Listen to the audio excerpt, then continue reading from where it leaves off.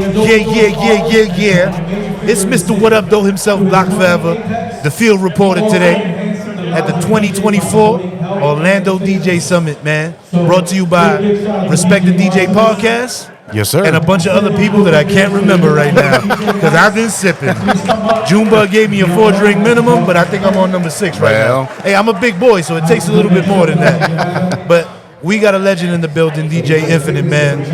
How's it going, man? Give us some accolades. Give us a rundown. Give us a resume. Oh man, shit. Well, I've been DJing in Orlando since about '99. I started at Firestone, Club Firestone was my first residency. I was there for about 6 years. Started on the Latin night. I did hip hop in the little room on the side. Yep. Then I also ran a street promotion team here called Jamlando Record Pool. I heard of that too. And I had all the DJs coming through, grabbing their vinyl. You remember Steve Rifkin? Yeah, of course. So when he had his street team, I was partners with another guy, and we used to do his street team here in Orlando. Dope. So then it branched out to being working for Loud and also working for Universal. And man, so many labels I worked for, I couldn't even remember. That's dope, man. That's dope. That's actually like in the genre that I live my life in, which is hip hop. That's actually like super dope. You know what I'm saying? Steve Rifkin is a legend. Yes, sir. He's been putting out some of the most classic shit ever. Some of the most classic groups, artists, everything. We worked. Some of the stuff I worked was like Pete Rock's album, dope. Big Pun's album. Man, there was so many. Mobb Deep's album. Shout out to Big Earl in the building. He used to help. Big Earl used to help too. Yep. But yeah, man, I worked some really good projects for Loud. That's dope. I miss all the free stuff I used to get though. I used to get so much free stuff, bro. I didn't have a place to put it. My boy was an A&R. His name was Emo. He was an A&R at Universal. I used to come to the block with so much shit. It was crazy. But anyway, like, let's get to some of these questions, right? Yeah. Do you remember your first DJ setup? Like, what you had? How'd you get it? Did you like put it together on some, did you have to get equipment? Did you buy it? So what was your first setup? Funny story with that. So when I first started, this is going back to like 88. Okay. I was working at a Shiner's car wash over there off of OBT by the Florida Mall, making like $5.25 an hour. Wow. Turntable was like $450. So I worked for like 5 months to buy my first table. Wow. Then I went to Radio Shack and bought the Radio Shack mixer. And then I didn't have enough money, so I used a tape deck because I cut with my right hand. Yeah. So I would just put that up as my scratching table, and I just play. But I play like NWA, Eazy-E, Big Daddy Kane, and I would just cut. And then, big ups to Magic Mike. Magic Mike came out, and I was trying to copy his style. I was learning his cuts. Okay. Learning how to cut real quick. So then the other funny story on that is my a girlfriend at the time, her father had a restaurant, and she was going through her garage and found 2 more turntables. Wow. So she comes to the crib. I got 3 tables and a mixer. I'm like, okay. You're about to be doing tricks and shit. Bro, I was like, okay, I'll take these tables. That's a fact. But yeah, that's how I got my first setup. Okay. So, do you remember your first paid DJ gig? First paid DJ gig. Yeah, I actually was at Firestone when I got hired at Firestone. This is 99, so I was making. They were paying me $75 to do the little side room, and this is when we did vinyl. This is for the night? Yeah. Wow. But that place, if you remember, that was like one of the biggest nightclubs in Orlando. Of course. So on that night, we were doing 2,000-3,000 people. Yeah. No, it was real. Yeah, salsa merengue in the main room, hip hop in my room, and upstairs was freestyle and house. And right when reggaeton was coming out, is when they started playing a little reggaeton upstairs. You had to really love music or be a real motherfucker to go in Firestone at one point. Bro. The shit was crazy in there. Yeah, there was, I seen some shit. Coming from New York, Firestone was like being back home.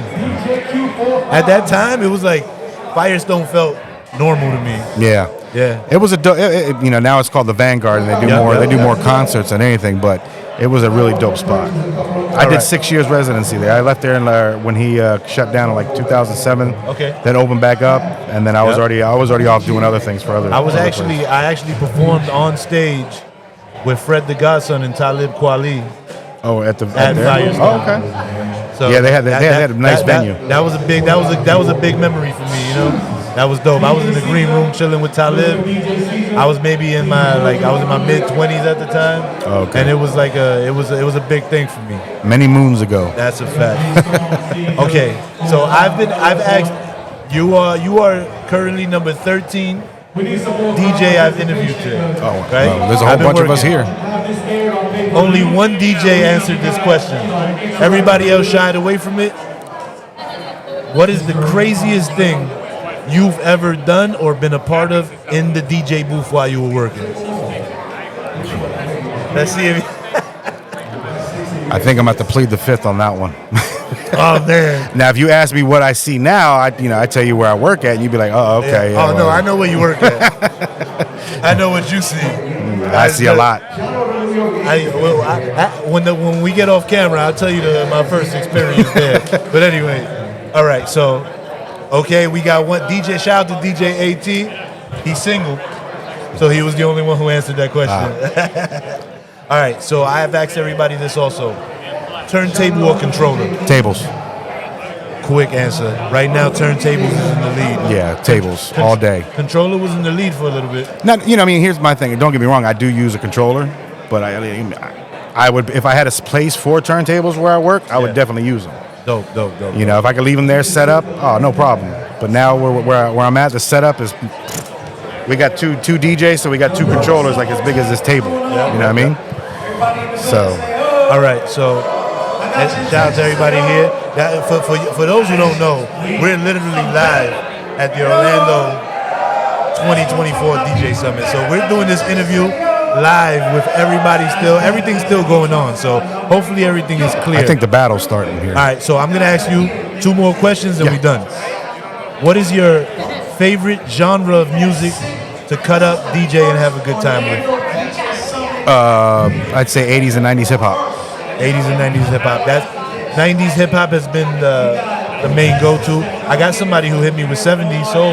Yeah, like old school funk. Yep, a lot of James Brown and shit like that. Certain venues I do, I like 80s. Okay. I like my 80s music. Well, before this battle starts, do you feel that the appreciation for the DJ has elevated in the past couple years? The appreciation? Like, people actually appreciating the DJ and what he brings to the table. No pun intended. I feel it to a certain point it's appreciated. Okay. But, now with technology, a lot of cats don't know the authenticity of it. They grab a controller and now they're a DJ. But if you put 2 turntables in a mixer, they look at you like you're fucking crazy. Facts. So that's the biggest thing. My appreciation comes from learning the art form from the start to now. Tables, CDJs, controller.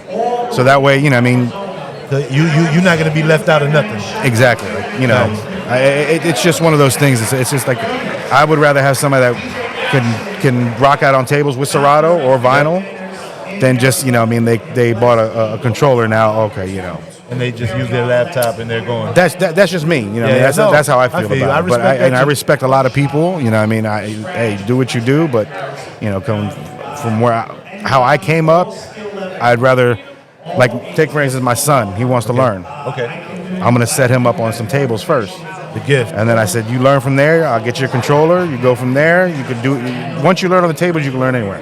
Facts. That's dope. That's the kid. So, how old is your kid? My son now is 22. 22, and it's the gift that keeps on giving. I know that sounds corny to say, but the people who I've spoken to, where the knowledge has been passed down, from whether it was the father was a DJ, the big brother was a DJ, the uncle was a DJ. I've come across that today a lot at this table. Shout out to them. Yeah, because those are the definitely. people that pass down and give. And you know what? This DJ thing, this music thing, this rap thing, it can literally change somebody's life and not necessarily make them rich, but keep them out of the way. Yeah. Keep them out of the way. Like if I say it, the scene has changed in Orlando. Okay. You know, you have good parties, and then, you know, I mean, like, put it like this: I haven't DJ'd in downtown in over 5 years. Okay. Just because of the way the atmosphere is now, and you know, downtown's kind of turned into a shit show. Facts. So, you know, I mean, all the places I do are, you know, with promoters that I respect, that I've known for years, that I know when they throw a party, it's going to be a party.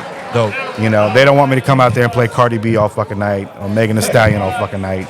You know, I mean, there's a variety of music that they can go, oh, okay, here, you know, we're going to let you play freestyle, you know?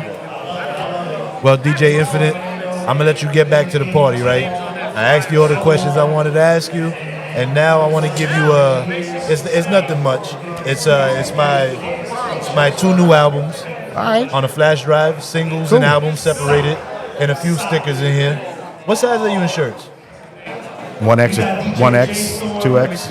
Let me see if I got. It's funny because you were talking about you're going to head to commission after this. Yeah. My wife sends me a text. Her and her friend are going over there. I was like, all right, well, maybe I'll stop by. We're shooting a video there tonight. Okay. I wrote the single for the album that represents Benny drops an album every year for the bar. I had the first single off the new album. So okay, nice. There was an article in Orlando Weekly last week, so we working. But I wanted to give you this as a flash drive with my 2 albums, some singles, a few stickers, nothing crazy, but just I appreciate it. Something you can spend. Yeah, most definitely. Even personal, just to listen. It's a good listen, man. I appreciate you.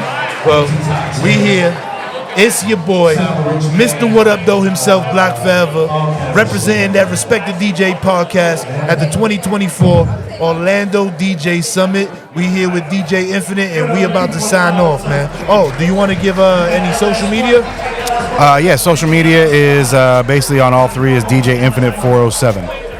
Let's get him. We signing off. We about to get to this DJ battle. Yeah, the battle's about to start. Let's get him. Let's go.